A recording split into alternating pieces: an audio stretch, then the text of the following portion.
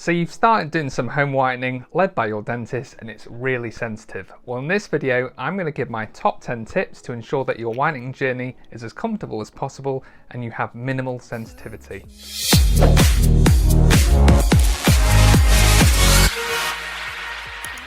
Hi guys, Dr. Raggy here at Your Dentist Says.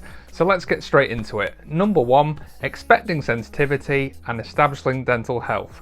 So we know that sensitivity is the biggest risk factor whilst whitening your teeth, and the figures will put this at 15 to 70% of patients will experience mild to moderate sensitivity whilst whitening. We thus recommend that it's worth exploring all potential avenues of sensitivity prior to whitening, and this might include restoring gingival recession defects, restoring any leaking restorations, and replacing or restoring any tooth that may have a guarded prognosis and can flare up during the whitening process.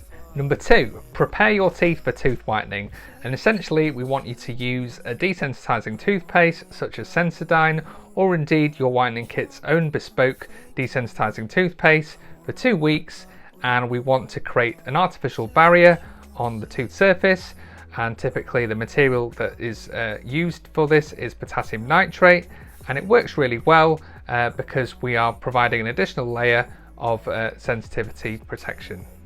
If you are experiencing significant sensitivity and you have skipped this part, I would strongly suggest you put your whitening on hold and you carry this out for a couple of weeks.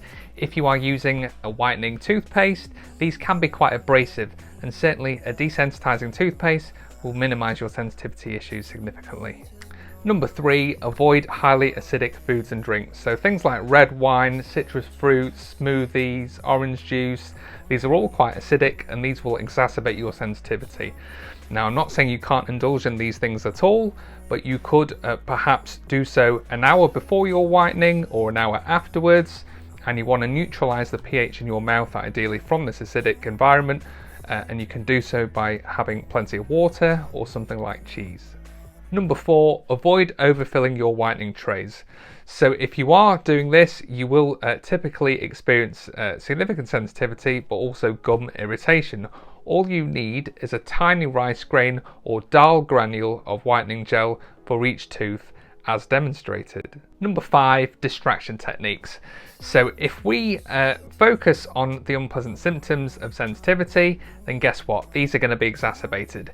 If we distract the mind and we're cooking, we're watching Netflix or exercising whilst whitening, then guess what? Our symptoms aren't going to be anywhere near as bad. Number 6, reduce whitening gel exposure. So if you haven't got any sensitivity, we will typically say you can whiten for 2 to 6 hours a day, every day for 2 weeks.